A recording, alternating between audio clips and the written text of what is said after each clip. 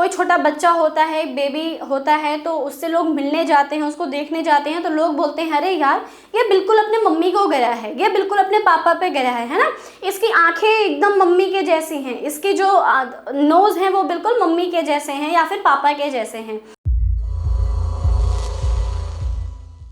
Hello my dear students, कैसे हैं आप सब। आई होप आप बहुत अच्छे होंगे और बहुत बढ़िया होंगे। आप सब लोग अपनी पढ़ाई बहुत अच्छे से कर रहे हो, क्योंकि हाफ फील्ड एग्जाम तो चल रहे हैं हमारे अभी। तो हम आज स्टार्ट हमें करना है हमारा बायोलॉजी का एक इम्पॉर्टेंट चैप्टर, जो कि है हेरिडिटी।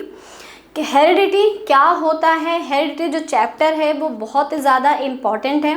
देखो, इस चैप्टर में पहले हेरिडिटी एंड इवोल्यूशन दोनों थे, बट एनसीईआरटी में क्या है कि हमारे सीबीएसई बोर्ड ने क्या किया, इवोल्यूशन को यहाँ से हटा दिया है। तो अब हमें इवोल्यूशन नहीं पढ़ना, बट हेरिडिटी का टॉपिक हमें पढ़ना है।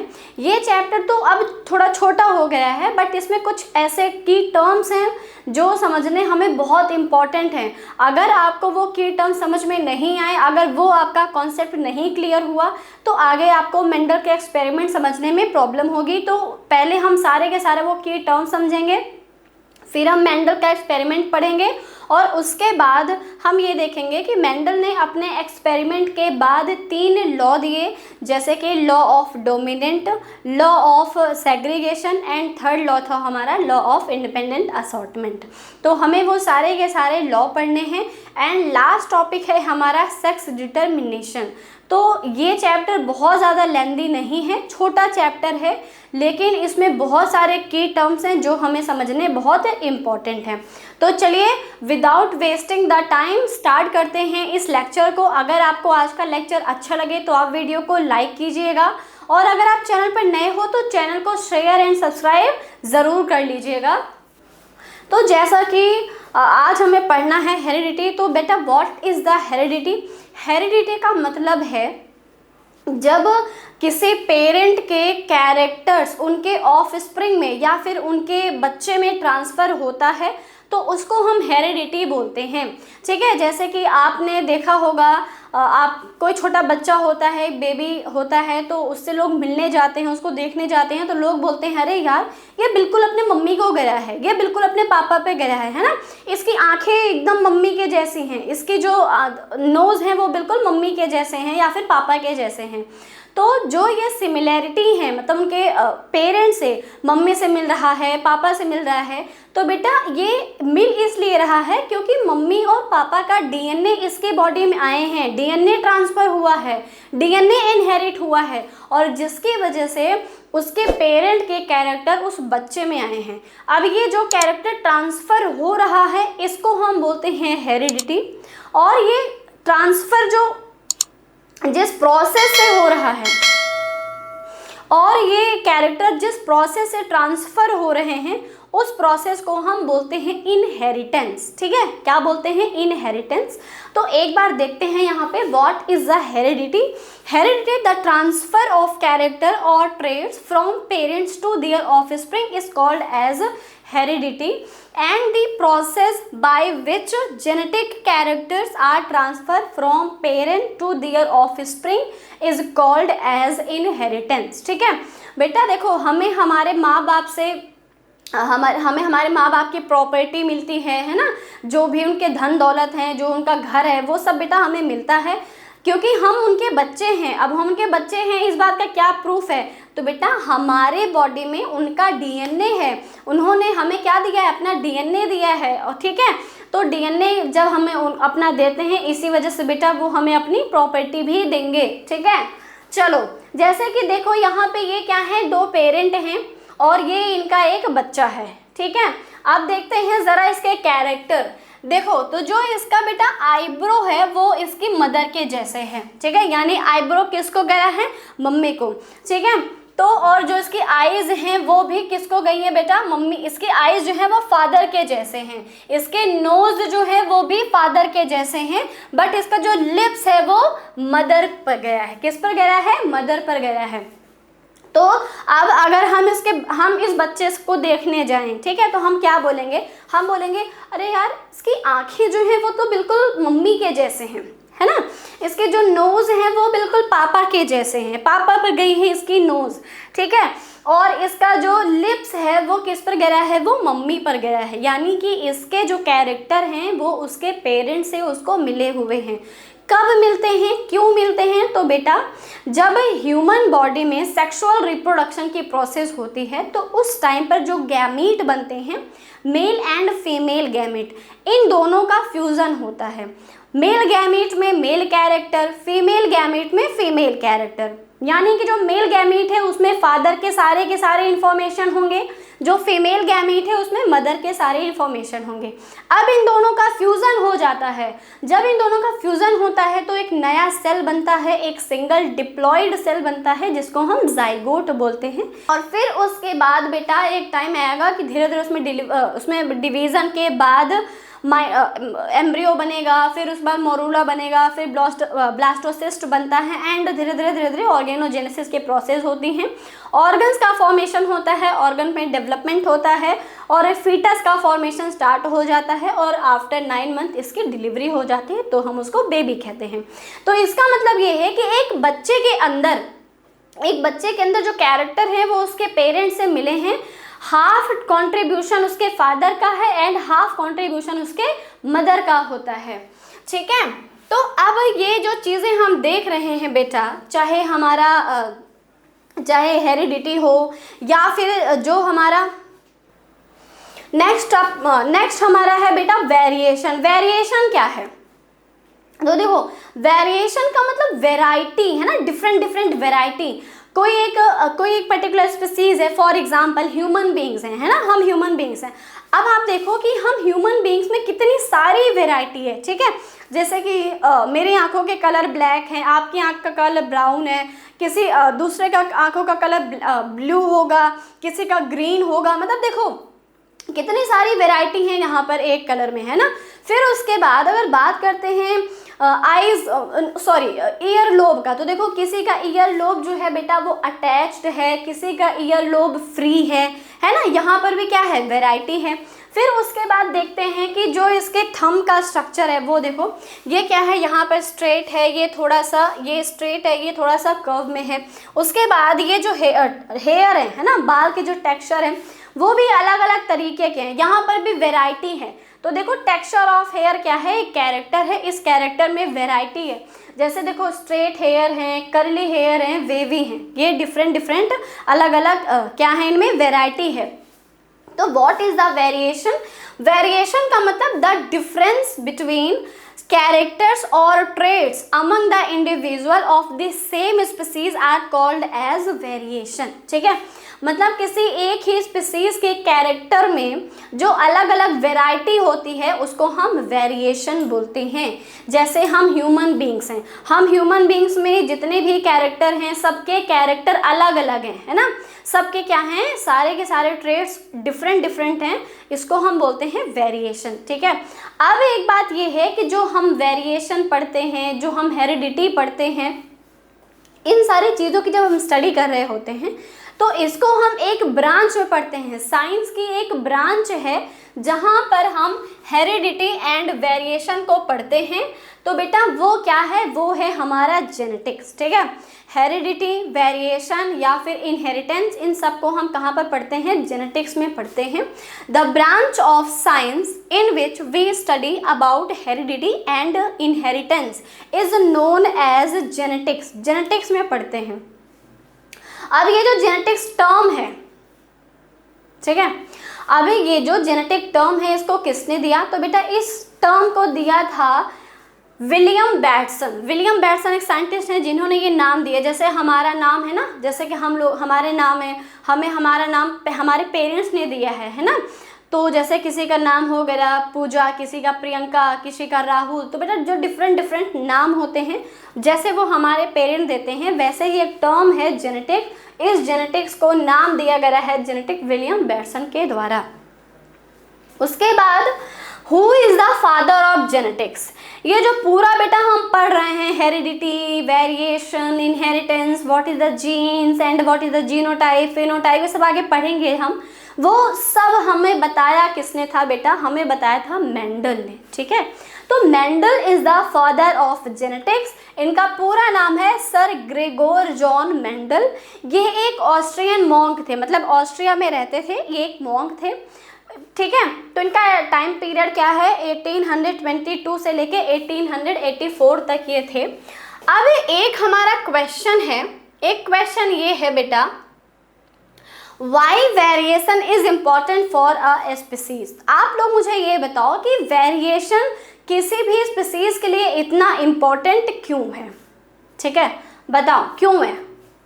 नहीं बताओगे, चलो कोई बात नहीं, मैं ही बता देती हूँ। यहाँ पर देख लो, अभी समझ में आएगा आपको वेरिएशन इम्पॉर्टेंट क्यों है। देखो बेटा, ये एक इंसेक्ट है, इसका नाम है ब्लैक मॉथ, हम इसको बोलते हैं मॉथ, ठीक है। पहले ये ब्लैक कलर का होता था, ओके। अब ये जो मॉथ है ये किसी लैंड सरफेस पर बेटा बैठा हुआ है और वहाँ से एक बर्ड फ्लाई करके जाती है, ये उसकी नज़र में आ जाता है। अब बर्ड जो है वो क्या करेगा, वो पता है कि इंसेक्ट्स को फीड कर लेते हैं, खा जाते हैं, तो वो वहाँ से उड़ के आएगा और इन भाई साहब को गपक लेगा, है ना, मतलब खा लिया। तो ऐसे में बेटा क्या है कि इनका कलर इस तरीके से है कि ये बहुत दूर से ही विजिबल हो जाते हैं, दूर से ही दिख जाते हैं। तो ऐसे में ये जो ब्लैक मॉथ की पॉपुलेशन है वो धीरे धीरे क्या हो जाएगी, ख़त्म होती जाएगी, एक्सटेंट हो जाएंगे। तो ऐसे में क्या करेंगे, इनका जो डीएनए है बेटा वो क्या होगा, जब ये रिप्रोड्यूस करेंगे, जब ये सेक्सुअली रिप्रोड्यूस करते हैं तो इनका डीएनए इनहेरिट होता है, डीएनए की कॉपीज बनती हैं। ऐसे में डीएनए क्या करता है, अपने अंदर थोड़ा सा चेंजेस लेके आ जाता है और वो चेंजेस जो है वेरिएशन कॉज कर देंगे उसके कलर में, उसके कलर में क्या हो जाएगा, वेरिएशन आ जाएगा। तो देखो, पहले इसका कलर बिल्कुल ब्लैक हुआ, फिर धीरे धीरे वेरिएशन की वजह से थोड़ा सा लाइट ब्राउन सा हुआ, फिर उसके बाद बेटा देखो इसका कलर कुछ इस तरीके से हो गया। अब ये किसी लैंड सरफेस पर अगर बैठा हुआ है और अगर कोई बर्ड वहाँ से फ्लाई करके जा रही है तो ये उसको नहीं देख पाएगी, ठीक है, ये उसकी नज़र में नहीं आएगा। इस तरीके से इसके सर्वाइवल में इसको हेल्प मिल जाएगी, ये मतलब सर्वाइव कर पाएगा खुद को, ठीक है। उसके बाद एक नेक्स्ट एग्जाम्पल देखते हैं। तो यहाँ पर देखो बहुत सारे रैट्स हैं, है ना, बहुत सारे क्या है बेटा, रैट्स हैं। जैसे कि देखो ये कुछ तो ब्लैक में है, ये ब्लैक है, ठीक है, और यहाँ पर ये जो है वो लाइट मतलब लाइट स्किन कलर के हैं। उसके बाद अब देखो यहाँ पर क्या है, जो ब्लैक कलर के रैट हैं वो जिस सरफेस पे बैठे हैं वो सरफेस भी ब्लैक है। ऐसे में यहाँ से अगर कोई बर्ड फ्लाई करके जा रहा है तो इस ब्लैक रैट्स को वो नहीं देख पाता है और ऐसे में ये ब्लैक रैट्स जो हैं वो सेफ है। लेकिन बेटा जो स्किन कलर के हैं, जो लाइट कलर के हैं, ये इस बर्ड को यहाँ दूर से ही दिख गए क्योंकि सरफेस कैसा है, ब्लैक है, तो ये बेचारे दिख गए। अब क्या करेगा, इनको भी अपना ये निपटा देगा, है ना। तो यहाँ पर देखो इतने सारे रैट्स थे, यहाँ पर बेटा ख़त्म कर दिया, कितने बचे, सिर्फ 2 बचे। तो ऐसे में क्या होगा, ऐसे में जो रैट्स है उसकी पॉपुलेशन क्या हो गई, मतलब वो डेंजर में आ गए हैं ना, तो खतरे में आ गया बेचारा। तो अब ये जब ये अपने आप को रिप्रोड्यूस करेगा तो ये क्या करता है, ठीक है, तो ऐसे में जब ये अपने आप को रिप्रोड्यूस करेगा तो ये अपने डीएनए में कुछ चेंजेस लेके आ जाएगा, इसके डीएनए में कुछ चेंजेस हो जाएंगे और जिसकी वजह से इसमें वेरिएशन कॉज हो जाएगा। और जब इसमें वेरिएशन आ जाएगा तो बेटा ये सारे के सारे जो रैट्स हैं वो ब्लैक कलर के हो जाएंगे, डार्क कलर के हो जाएंगे, जैसे जिस सरफेस पर ये बैठते हैं। तो ऐसे में क्या होगा, ये अच्छे से इनको बर्ड्स अब देख नहीं पा रही है, ठीक है, तो इनको ये बर्ड्स देख नहीं पाएंगे और ये बहुत ईजिली क्या होते हैं, सर्वाइव कर जाते हैं, ठीक है। तो यहाँ पर भी वेरिएशन क्या है, बड़ा इंपॉर्टेंट रोल प्ले कर रहा है। एक और देखते हैं बेटा, एक ये है एग्जाम्पल हमारा, जैसे जो प्री हिस्टोरिक जिराफ हुआ करते थे उनका जो नेक रीजन था वो बहुत छोटा हुआ करता था, शॉर्ट नेक था। तो ऐसे में जब वो ग्रासेस को फीड करते थे तो उनको अपना गर्दन ऊपर उठाना पड़ता था और वो कहीं ना कहीं पहुंच नहीं पाते थे। तो जब उनको खाना नहीं मिल पा रहा था, वो कुछ खा नहीं पा रहे थे, तो धीरे धीरे क्या हुआ, देखो इनकी मतलब डेथ स्टार्ट हो गई, मरने लगे बेचारे। तो ऐसे में जब नेक्स्ट इनकी जनरेशन आई, जब इन्होंने रिप्रोड्यूस किया तो इनके डीएनए में क्या हुआ, वेरिएशन आ गया, चेंजेस आ गए और जिसकी वजह से इनका जो जीन था उसके पास ये इन्फॉर्मेशन हो गया कि भाई अब जो जिराफ होगा उसका नेक जो है वो लॉन्ग होगा।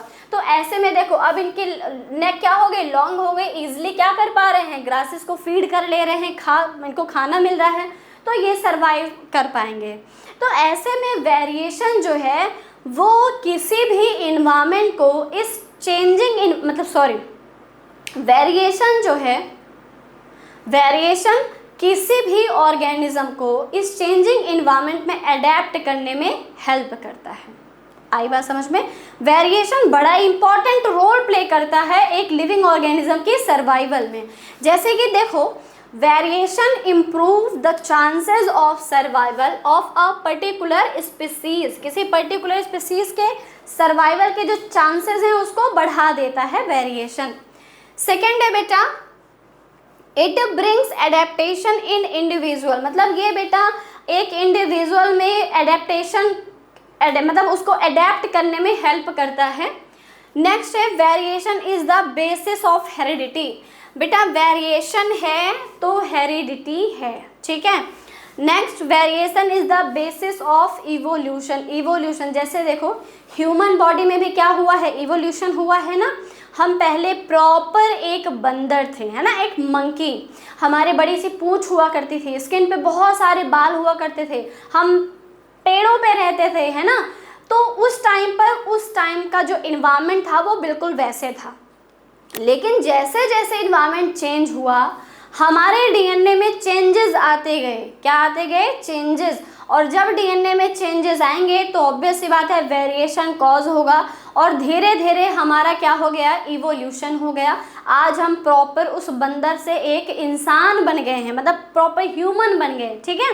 तो अब इस चेंजिंग इन्वायरमेंट में हमें अडेप्ट करने में क्या हो रहा है, हेल्प मिल रही है। हमारी बॉडी में ऐसे डीएनए बन गए हैं कि आज के टाइम पर हम एकदम, है ना, रोड पर गाड़ियां चल रही हैं, पूरा एकदम प्रॉपर, एकदम पूरी टेक्नोलॉजी इतनी ज़्यादा हो गई। तो जैसे टेक्नोलॉजी बढ़ी, जैसे इन्वायरमेंट चेंज हुआ, वैसे हमारे बॉडी में भी क्या हो गए, चेंजेस हो गए। हम भी इस चेंजिंग इन्वायरमेंट को अडेप्ट कर सकते हैं। तो वेरिएशन बेटा कहीं ना कहीं एक इम्पॉर्टेंट रोल प्ले करता है किसी भी लिविंग ऑर्गेनिज्म की सर्वाइवल में, ठीक है। क्लियर है? आई होप बेटा इतना आपको क्लियर होगा। इसके आगे का देखते हैं हम, ट्रेड्स, ठीक है। ट्रेड्स मतलब कि जो हमारे कैरेक्टर हैं उनको हम ट्रेड्स बोलते रहते हैं, कैरेक्टर बेटा दोनों एक ही चीज़ है। तो यहाँ पर देखो ट्रेड्स जो हैं वो दो तरीके के हो सकते हैं। Traits can be of two type. The first one is acquired traits and second one is inherited trades.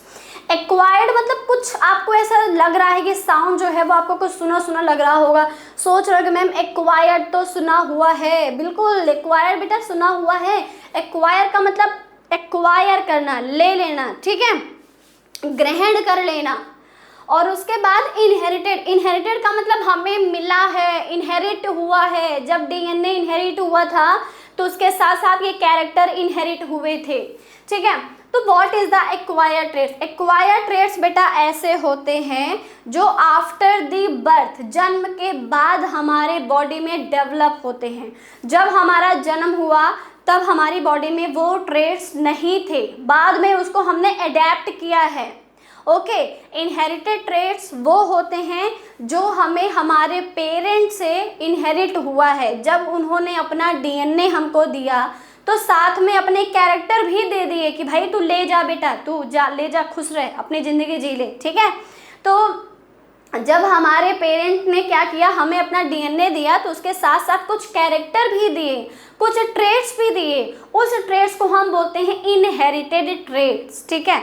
तो अब इसके एग्जाम्पल क्या है? What is the example of acquired traits? Acquired traits का एग्जाम्पल बेटा, फॉर एग्जाम्पल जैसे कि कोई एक पेरेंट हैं, कोई एक बच्चा है, उसकी मम्मी को बहुत अच्छी सिंगिंग आती है, वो बहुत अच्छा गाना गाती हैं। अब इसका मतलब ये नहीं है कि उनका बच्चा जो है वो जब पैदा होगा तो वो तुरंत गाना गाना शुरू कर देगा, है, ऐसा नहीं है बेटा। उसको बाद में इस इन्वायरमेंट से अडेप्ट करना होगा, एक्वायर करना होगा, ठीक है।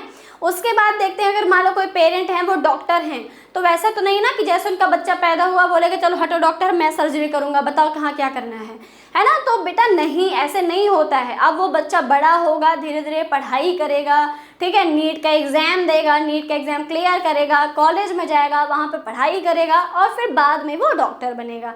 वैसे ही अगर मान लो कोई पेरेंट हैं जिनको स्विमिंग बड़ी अच्छी आती है, तो उनका जो बच्चा है, ऐसा नहीं है कि वो जो पैदा होते उसको स्विमिंग आती रहेगी, बाद में वो सीखेगा तो ऐसे कैरेक्टर जो हम बाद में इस एनवायरनमेंट से गेन करते हैं, एक्वायर करते हैं, उसको एक्वायर ट्रेट्स बोलते हैं। जैसे कि piercing of year and piercing of nose, है ना। जैसे कि पियर्सिंग जो है वो क्या है, एक्वायर ट्रेट्स है। जब हम पैदा होते हैं तब तो हमारे ईयर में पियर्सिंग नहीं हुई होती है, बाद में हमारे पेरेंट, हमारे मम्मी पापा लेके जाते हैं हमको, उसमें पियर्सिंग करा देते हैं, तो वो भी क्या है, एक्वायर ट्रेट्स है। ठीक है, तो एग्जाम्पल क्या है बेटा, learning of dance, learning of singing and उसके बाद बेटा स्विमिंग, ये सब क्या है, हमारे एक्वायर ट्रेट्स हैं। ठीक है, and muscular body of a wrestler, किसी रेसलर की बॉडी जो है वो बहुत अच्छी है, एकदम मसल्स वगैरह बने हुए हैं, बाइसेप्स हैं, सिक्स पैक है। अब ऐसा नहीं है कि जो उसका बच्चा होगा जैसे ही वो पैदा होगा वैसे उसके भी बाइसेप्स होंगे, नहीं बेटा, बाद में उसको सीखना पड़ेगा, बाद में उसको बनाना पड़ेगा, जिम जाएगा, मेहनत करेगा और उसके भी सिक्स पैक बन जाएंगे। तो ये क्या है, एक्वायर ट्रेट्स है। बात करते हैं इनहेरिटेड की, तो बेटा inherited trait, these traits are transferred inherit by the parents to their offspring, these don't die but pass to the next generation. बेटा ये एक जनरेशन से दूसरे जनरेशन में ट्रांसफर होते हैं। ठीक है, एग्जाम्पल क्या है, अटैच्ड और free ear lobe and curly hair, ये हो गए बेटा। जैसे कि मतलब ईयर किसी के अटैच्ड हैं या फिर फ्री, ईयर लोब अटैच्ड हैं या फिर फ्री हैं, ये क्या है, ये इनहेरिटेड कैरेक्टर है। उसके बाद कलर ऑफ आईज हो गए, टेक्सचर ऑफ हेयर हो गए, शेप ऑफ नोज हो गए, है ना, किसी की नोज बहुत एकदम तीखी होगी, एकदम शार्प होगी, या फिर एकदम ऐसे फैली पकौड़े जैसी होगी। तो ये सब किस पे डिपेंड, ये सब क्या है, इनहेरिटेड ट्रेट्स है। ठीक है, ओके चलो, तो देखो अभी इस चैप्टर में हमें पढ़ना है मेंडल के एक्सपेरिमेंट। हम मेंडल का एक्सपेरिमेंट पढ़े उसके पहले हमें कुछ की टर्म्स पढ़ना है, जैसे कि what is the DNA, what is the chromosome and gene क्या होता है, अलील्स क्या होता है, डोमिनेंट ट्रेट्स क्या हैं, रिसेसिव क्या हैं, फिनोटाइप क्या है, जीनोटाइप क्या है, ये सारे कुछ हमें की टर्म्स पढ़ने होंगे। उसके बाद ही हमें समझ में आएगा कि मेंडल का एक्सपेरिमेंट, जैसे आपने मेंडल का एक्सपेरिमेंट पढ़ लिया, अब इसमें आपसे क्वेश्चन पूछ लेगा कि मेंडल के मोनोहाइब्रिड क्रॉस का जीनोटाइप रेशियो क्या था, फिनोटाइप रेशियो क्या था, ऐसे क्वेश्चन आते हैं हमारे। ठीक है, तो जैसे आपको दो कैरेक्टर दे दिया, पूछेगा कि इसमें से कौन से कैरेक्टर हैं या फिर कौन से ट्रेट्स हैं जो एक्वायर्ड हैं, कौन से ट्रेट्स ऐसे हैं जो इनहेरिटेड हैं। ठीक है, उसके बाद डाई हाइब्रिड क्या है, या फिर लॉ ऑफ डोमिनेंट क्या है, लॉ ऑफ सेग्रीगेशन क्या है, लॉ ऑफ इंडिपेंडेंट असॉर्टमेंट क्या है, सेक्स क्रोमोज आपसे पूछ लेगा सेक्स डिटर्मिनेशन कि मेल बॉडी में सेक्स क्रोमोसोम कौन से हैं, फीमेल बॉडी के सेक्स क्रोमोसोम कौन से हैं, ऐसे ऐसे क्वेश्चन यहाँ से आते हैं। Who is the father of genetics and the term genetics was given by, ऐसे ऐसे क्वेश्चन आपसे इस चैप्टर से पूछा जाएगा। तो एक एक करके इन सारे की टर्म्स को हम पहले समझते हैं। तो यहाँ पर देखो, ये हमने एक सेल लिया, ये क्या लिया बेटा, एक सेल है। सेल के अंदर होता है न्यूक्लियस, सेल के अंदर क्या होता है, न्यूक्लियस, न्यूक्लियस के अंदर होता है क्रोमोसोम। इस क्रोमोसोम को हम ध्यान से देखेंगे तो हमें दिखाई देगा डीएनए, डीएनए को अगर और ध्यान से देखेंगे तो हमें दिखाई देगा जीन, जीन का मतलब क्या है, segment of DNA, segment of DNA. देखो बेटा, सबसे पहले एक चीज समझो, ये हमारा एक सेल है, इस सेल के अंदर क्या होता है बेटा, हमें पता है सेल के अंदर उसके सेंटर में होता है न्यूक्लियस, और न्यूक्लियस के अंदर एक थ्रेड लाइक स्ट्रक्चर ऐसे पड़ा हुआ होता है। इस थ्रेड लाइक स्ट्रक्चर को हम बोलते हैं, क्या बोलते हैं, डीएनए। ठीक है, क्या बोलते हैं, DNA. DNA is stands for deoxyribose nucleic acid, क्या बोलते हैं बेटा, डीऑक्सीराइबोज न्यूक्लिक एसिड। डीएनए के पास हमारे सारे जेनेटिक इन्फॉर्मेशन होते हैं, हमारे सारे कैरेक्टर के इन्फॉर्मेशन होते हैं। जैसे कि मान लो मेरे जो बाल का टेक्सचर है वो वेवी है, ठीक है, ये क्या है, ये मेरे डीएनए के पास ये इन्फॉर्मेशन है कि भाई इस पर्सन का जो बाल होंगे उसका टेक्सचर होगा वेवी। ओके, उसके बाद जो मेरी आँखों के कलर हैं वो ब्लैक है, तो ये इन्फॉर्मेशन मेरे डीएनए के पास है कि मेरी आँख का कलर ब्लैक होगा। ठीक है, मेरे ईयर लोब जो हैं वो क्या हैं, फ्री हैं, तो ये ईयर लोब जो मेरा फ्री है ये इंफॉर्मेशन कहाँ होगा, मेरे डीएनए के पास। तो डीएनए जो है वो क्या करता है, वो बेसिकली हमारे जेनेटिक इंफॉर्मेशन को, हमारे कैरेक्टर को अपने पास स्टोर करके रखता है। Okay, DNA stands for deoxyribose nucleic acid. इतना समझ में आ गया। जब एक न्यूक्लियस के अंदर थ्रेड लाइक स्ट्रक्चर में एक स्कैटर्ड फॉर्म में ये डीएनए बिखरे हुए होते हैं तो हम इसको क्या बोलते हैं, डीएनए। ठीक है, वैसे इसको क्रोमैटिन फाइबर भी बोलते हैं। तो जब न्यूक्लियस के अंदर एक thread like structure scattered form में होता है, इसको हम डीएनए बोलते हैं। लेकिन मान लो कि इस सेल में डिवीजन की प्रोसेस स्टार्ट हो जाए, क्या हो जाए, डिवीजन की प्रोसेस स्टार्ट हो जाए, तो ये जो थ्रेड लाइक स्ट्रक्चर जो स्कैटर्ड फॉर्म में पड़ा हुआ है वो कुछ ऐसे क्वाइल्ड एंड कंडेंस्ड हो जाएगा। क्या हो जाएगा, क्वाइल्ड एंड कंडेंस्ड हो जाता है कुछ इस तरीके से। और बेटा जब ये कुछ इस तरीके से हो जाता है तो हम इसको बोलते हैं क्रोमोसोम्स। क्या बोलते हैं, क्रोमोसोम। ठीक है, ये क्या है, क्रोमोसोम। तो what is the chromosome, chromosome is the coiled and condensed form of DNA. Okay, chromosome हमें उसी टाइम पर विजिबल होता है, उसी टाइम पर दिखाई देता है जब उस सेल में सेल डिवीज़न की प्रोसेस हो रही होती है। अदरवाइज जब हम देखें इस सेल को तो हमें उसमें बस thread like structure scattered form में ही दिखाई देगा। यानी हमें प्रॉपर क्रोमोसोम का स्ट्रक्चर अगर देखना है तो हम एक ऐसे सेल उठाएंगे जिसमें सेल डिवीज़न की प्रोसेस हो रही होती है। ठीक है, चलो अब हमने यहाँ पर क्या किया, जब इस क्रोमोसोम का हमने बहुत ध्यान से देखा तो हमें कुछ ऐसा स्ट्रक्चर दिखाई दिया, कुछ ऐसा स्ट्रक्चर। और ये क्या था, तो ये हमारा डीएनए है। क्या है, ये डीएनए है। ठीक है, इस डीएनए का कुछ सेगमेंट, चलो मैं यहाँ पर बना देती हूँ, वो आपको दिख नहीं रहा होगा। ये आपको कुछ देखा हुआ लग रहा है, बोल रहे होगे ना मैम ये तो कुछ देखा देखा सा, जाना पहचाना सा लग रहा है। तो बेटा ये जाना पहचाना ही है। ये क्या है, ये हमारा डीएनए है। अब इस डीएनए में हमारे सारे जेनेटिक कैरेक्टर, सारे हमारे जेनेटिक इंफॉर्मेशन स्टोर हैं। ठीक है, एक ह्यूमन बॉडी में डीएनए की जो लेंथ है वो होती है लगभग 2 मीटर, मतलब 2 मीटर तक होती है। ठीक है, अब इस 2 मीटर के डीएनए में बहुत सारे कैरेक्टर हैं, बहुत सारे कैरेक्टर। ठीक है, जैसे इस पार्ट में, इस सेगमेंट में कुछ अलग कैरेक्टर है, इस पर्टिकुलर पार्ट में कुछ अलग कैरेक्टर है, इस पर्टिकुलर पार्ट में कुछ अलग कैरेक्टर है, इस पर्टिकुलर पार्ट में कुछ अलग कैरेक्टर है। तो जो हमने डीएनए के अलग अलग फ्रेगमेंट बनाए, अलग अलग सेगमेंट बनाए, उसको हम क्या बोलते हैं, जीन। क्या बोलते हैं, जीन। तो बेटा डीएनए का ऐसा पार्ट जिसके पास एक पर्टिकुलर इंफॉर्मेशन होता है उसको हम जीन बोलते हैं। ठीक है, जैसे ये जीन है, इसके पास एक इंफॉर्मेशन है, कलर ऑफ आइज, आँखों का कलर। ठीक है, तो ये जो डीएनए है ये आँखों के कलर को अपने पास स्टोर करता है और उसको ट्रांसफ़र करता है। सेकेंड जो मैंने ये पार्ट बनाया है, इसके पास एक इंफॉर्मेशन है शेप ऑफ द नोज़, कि नोज़ का शेप कैसा होगा, है ना, पकौड़े के जैसा होगा या फिर एकदम तीखा, मतलब ऐसे शार्प में होगा, या फिर तोते जैसा होगा। तोते मतलब पैरट। आपको पता है हमारे गांव में एक अंकल थे, उनके जो नोज़ थी बेटा वो थोड़ी सी ऐसे घूमी हुई थी, घूमी हुई जैसे बिल्कुल पैरट का होता है, बिल्कुल पैरट का जो ये फिंच होता है बिल्कुल वैसा। ठीक है, तो पता है उनका नाम क्या पड़ गया, उनका नाम पड़ गया तोता, क्योंकि उनकी नाक बिल्कुल तोते जैसी थी।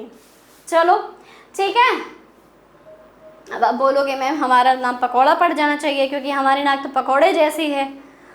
हाँ चलो, तो देखो यहाँ पे बेटा क्या है, शेप ऑफ द नोज। फिर उसके बाद यहाँ पर है इनका स्ट्रक्चर ऑफ ईयर लोब, कि मतलब फ्री है, अटैच्ड है, कैसा है, वो ये जीन कैरी करता है। उसके बाद है हाइट, मतलब किसी की हाइट क्या होगी। ठीक है, तो ये जीन क्या है, जीन बेटा किसी भी डीएनए का एक सेगमेंट होता है जो एक पर्टिकुलर कैरेक्टर को अपने पास रखता है और उसको इनहेरिट करता है। तो डीएनए फटाफट देख लेते हैं। DNA is stands for deoxyribose nucleic acid. It is a chemical name for the molecule that carries genetic instruction in all living organism and it stored genetic information in the form of code के form में store होते हैं। ठीक है, ये देखो, ये हमने यहाँ पर क्या किया बेटा, डबल हेलिक्स स्ट्रक्चर बनाया है, तो ये हमारा क्या हो गया, डीएनए हो गया। नेक्स्ट बेटा क्रोमोजोम।